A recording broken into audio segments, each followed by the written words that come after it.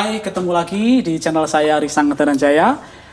Hari ini saya sedang memenuhi permintaan beberapa teman yang sudah sempat untuk inbox saya baik di Facebook, Instagram, DM saya ataupun di sosmed yang lain, di WA juga, tentang tata cara memakai pakaian Jawa, terutama bagi laki-laki yang akan mengenakan beskap. Nah, apa saja yang perlu kita siapkan dan termasuk budget berapa yang perlu kita sediakan kalau kita akan menyediakan pakaian kostum Jawa dari ujung kepala sampai ujung kaki. Banyak orang ngomong katanya kalau pakai kostum Jawa itu ribet. Betul? Kita cek nanti. Dan apakah cukup mahal? Kita juga akan lihat nanti. Makanya jangan lupa untuk terus ikuti video ini dari awal sampai akhir. Dan juga please jangan lupa juga untuk subscribe, like, dan share. Karena itu semuanya gratis. Oke? Yuk, mari kita lihat sama-sama dulu apa yang perlu kita siapkan untuk memakai pakaian Jawa beskap untuk laki-laki. Yuk, kita cek. Oke, pertama yang perlu disiapkan kain dulu, atau orang Jawa menyebutnya jarit. Harganya berapa ya? Ini sih sebetulnya variatif banget. Kalau yang batiknya batik cap biasanya murah sih. Kalau yang batik tulis asli ya bisa ratusan ribu. Tapi kalau punya saya ini yang standar sebetulnya, ini saya lupa kalau tidak salah ini sekitar 150 atau 175, saya lupa. Nggak terlalu mahal-mahal banget. Yang kedua, kita perlu tali. Ini kalaupun tidak ada tali seperti ini, raffia pun juga bisa. Boleh, apapun boleh. Jadi ini harganya berapa? Nggak usah disebut lah ya, kita bisa pikir sendiri. Yang kedua, ada namanya stagen jeru. Nah, saya punya dua. Ini masih baru nih. Ini stagen jeru. Ini harganya kurang lebih 20.000 atau 25.000, tapi kalau saya lebih sering ambil praktisnya saja, saya pakai kroset. Fungsinya sama sebetulnya, tapi nanti sepertinya saya pakai kroset aja biar lebih cepat ya. Ini pun harganya kurang lebih sama dengan stagen jeru ini, nggak beda jauh. Berikutnya ini ada, kalau orang-orang Surakarta, orang Solo menyebutnya sabuk atau stagen luar. Ini biasanya panjangnya 5 meter, ini sudah standar banget. Ini kebetulan milik saya ini motifnya cinde. Ini harganya, aduh saya kok lupa ya. Maaf kalau saya salah menyebutkan. Kalau tidak salah 75.000. Kalau tidak salah, saya agak lupa. Tapi dijual banyak sekali. Ini kalau jadi satu begini namanya kamusan. Kalau dipretelin namanya adalah timang, epek, dan lerep. Ini fungsinya untuk aksesoris di luar. Berikutnya ada beskap. Nah, beskap itu yang seperti ini. Nah, kebetulan, sorry, ini lupa. Ini tadi harganya kurang lebih, kalau dengan semuanya ini kurang lebih ini 150-an, hampir 200 lah. Yang bagus ya. Kalau ini beskap. Nah, tidak semua pakaian Jawa itu namanya beskap. Beskap itu seperti ini. Ada yang namanya atela juga, tapi saya nggak bawa contohnya sih. Ini beskap. Nah, beskap ini, tapi kebetulan milik saya ini salah. Penjahitnya salah menjahit. Seharusnya beskap ini tutupnya di sebelah kiri. Jadi ini di kanan begini, dia, oh sorry, ini bener. Ini begini di dalam. Oh sorry, ini salah. Punya saya ini di kanan di dalam, lalu kiri keluar. Seharusnya enggak, seharusnya di sini dulu baru begini. Ini yang salah penjahitnya. Jadi seharusnya ditutup di sebelah kiri. Kemudian ada juga aksesoris atau bros di sini.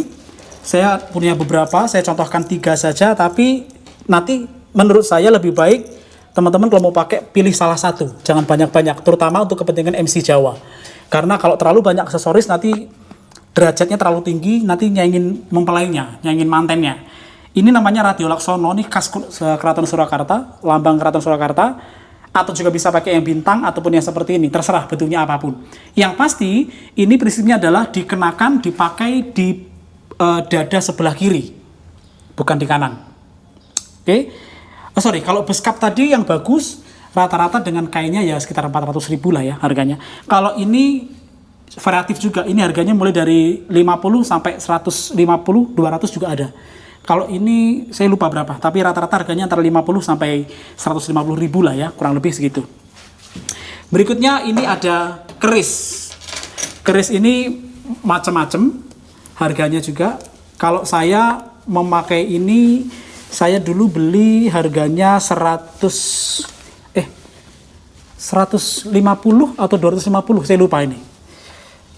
antara kurang lebih 200 lah ya, kurang lebih seperti itu harganya.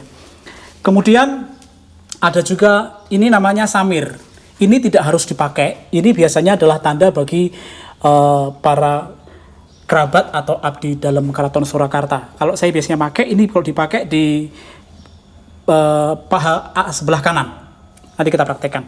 Kemudian ini cenelo atau selop atau sendal lah ya. Sorry, ini harganya ini murah nggak mahal ini, saya nggak tahu. Kalau cenelo atau sendal ini atau selop ini macam-macam juga harganya. Ini rata-rata antara yang pernah saya beli 120 sampai 275 yang saya pernah beli. Mungkin juga ada yang kelas di atasnya ya. Dan ini ada belangkon atau ikat. Punya saya ini yang tidak terlalu bagus sebetulnya. Ini hanya 85.000 harganya pada waktu itu saya beli. Ini tidak mahal. Dan ini saya ambil yang modelnya Solo atau Surakarta karena kebetulan memang semua kostum saya ini berciri khas Surakarta. Karena ada perbedaan antara yang Surakarta dengan yang Jogja. Ya, ini saya pakai yang adat Surakarta. Baik, mari kita coba untuk mengaplikasikannya. Apa yang harus kita lakukan pertama kali? Yang pertama tidak boleh dilupakan adalah sebelum memakai ini semua, pastikan memakai celana kolor di dalam celana. Jangan hanya, mohon maaf, celana dalam saja. Kita butuh celana kolor supaya lebih enak dipakainya, dan juga jangan celana panjang yang digulung. Itu penampilannya jadi nggak bagus di jaritnya, untuk jalan pun juga agak susah. Kita coba ya, saya buka baju dulu, saya akan coba ganti casing dulu. Yuk. Baik, yang pertama kalau kita mau pakai pakaian ini, budaya Jawa, beskap terutama, yang kita pakai pertama adalah jaritnya dulu. Nah ini jaritnya pastikan sudah ada wironnya ya, seperti ini. Ini wiron atau lipatan-lipatan ini nanti kapan-kapan deh saya buat tutorial khusus untuk cara meniru jarik seperti apa supaya bagus. Nah kemudian sebelum dipasang, perhatikan corak kainnya dulu, jangan sampai terbalik. Jangan sampai terbalik, jadi ada corak yang harus diperhatikan atas bawahnya.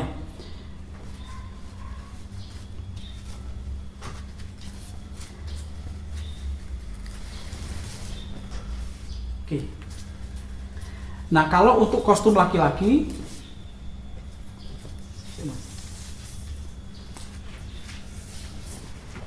itu letak lipatan luar itu ada dari sebelah kanan. Kalau untuk perempuan begini lalu begini, tapi kalau untuk laki-laki begini lalu begini, ada perbedaannya. Dan perbedaan yang kedua adalah kalau gaya Yogyakarta itu biasanya ininya kelihatan banget, tapi ini sepertinya saya mirunya juga sama ini. Ini sebelum ditutup pastikan dulu mengukur sejajar dengan pusar di sini, dan juga jangan terlalu ke bawah supaya tidak terlalu menutup kaki, cukup semata kaki saja.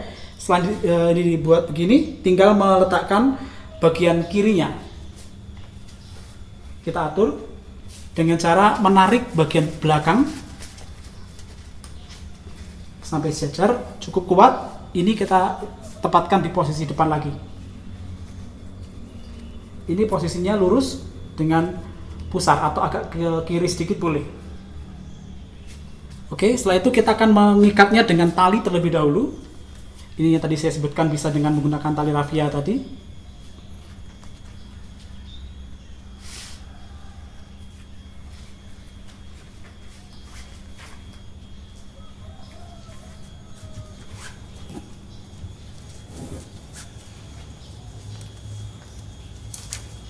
Oke, ini sudah cukup kuat sebetulnya. Jadi kalau kita berjalan tidak lepas, cukup kuat, dipastikan cukup kuat. Lalu kita mengatur lagi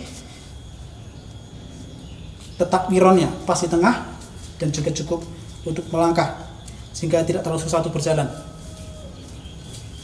Oke, setelah kita ikat di bagian dalam, kita bisa pakai stagen jero tadi. Tapi biar praktis saya langsung pakai korset aja ya. Pengaplikasinya sama saja sebetulnya, tinggal direkatkan saja.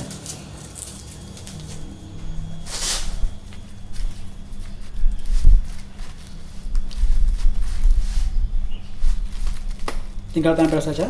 Kita merapikan sedikit bagian yang keluar ini. Kalaupun memakai ini, caranya sama, hanya bedanya dia direkatkan. Ini mungkin tinggal dimasukkan, diselipkan begitu. Setelah kita memakai stagen jero, kita akan memakai sabuk atau stagen luarnya. Nah, cara memasangnya adalah dari atas dulu, ke kiri, lalu ke kanan. Yang betul nanti habisnya harus sampai di lambung. Kenapa harus dari atas ke bawah, bukan dari bawah ke atas? Karena tujuannya untuk menyelipkan keris. Kalau dari bawah ke atas nanti nggak bisa untuk menyelipkan keris.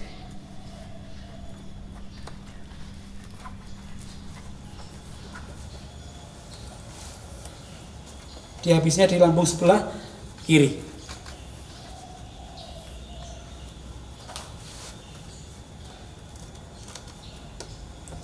Kita amankan dengan safety pin atau apa sih namanya, peniti.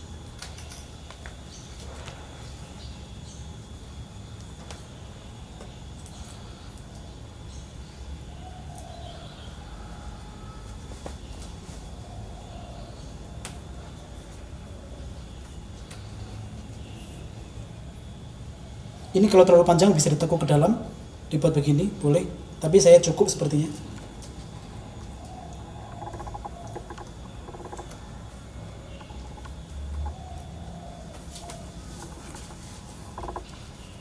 Oke, ini selesai. Kita langsung memasang ini.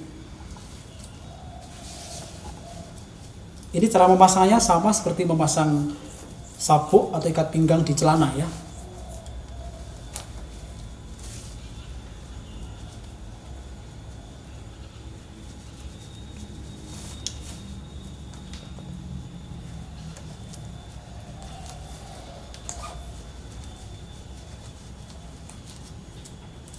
Diatur jarak antara stagen luar atau sabuk dengan ini 2 jari kurang lebih dari bawah.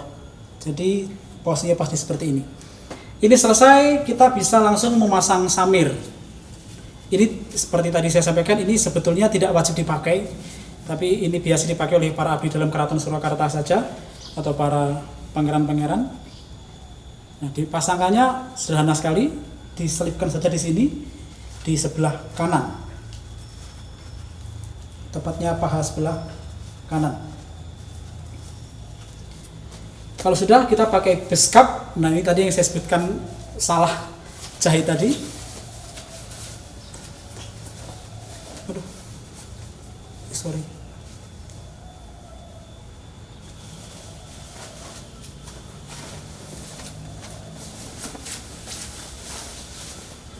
Jadi ini seharusnya yang betul adalah dia di sini dulu baru di kiri, tapi karena ini salah menjahitnya, oke, terpaksa.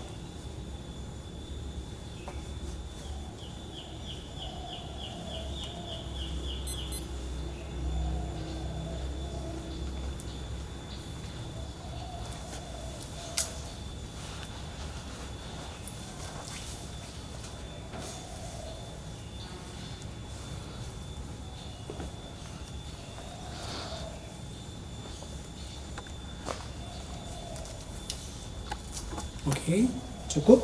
Kemudian kita memasang aksesoris. Saya punya 3 di sini, tapi sekali lagi dipasang salah satu saja.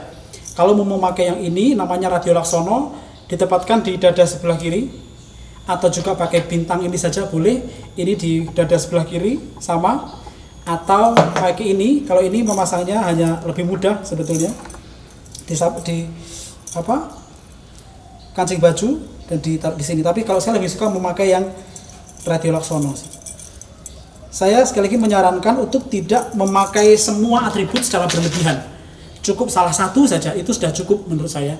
Apalagi kalau untuk kebutuhan pambiworo atau MC bahasa Jawa seperti yang saya lakukan. Cukup dipasang di dada sebelah kiri. Dan cukup 1. Kalau dua-duanya dipasang menurut saya too much ya, terlalu banyak dan aneh malah jadinya.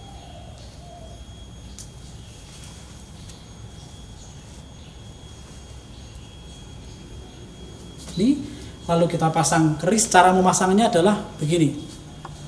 Bagian depan kita taruh seharusnya di lipatan ketiga. 1, 2, 3. Tinggal tarik ke belakang. Dek.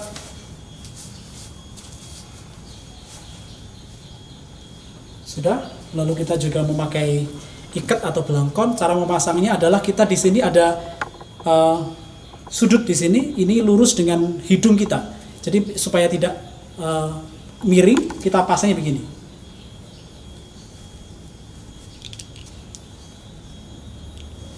Ya, dan terakhir cukup menggunakan cenelo atau selop atau sendalnya.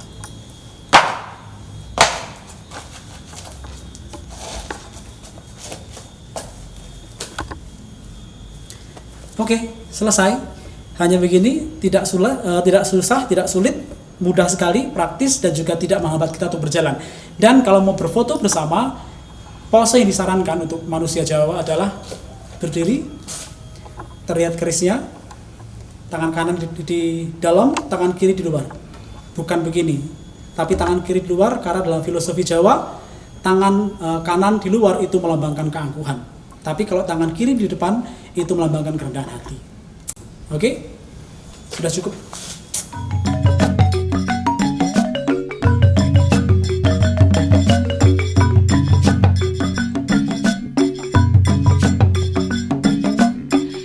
Gampang sekali, mudah sekali. Terima kasih banyak sudah menyaksikan dari awal sampai akhir seluruh tutorial video ini. Jangan lupa sekali lagi untuk klik like dan subscribe untuk melanjutkan tutorial yang lain. Sampai ketemu lagi. Thank you.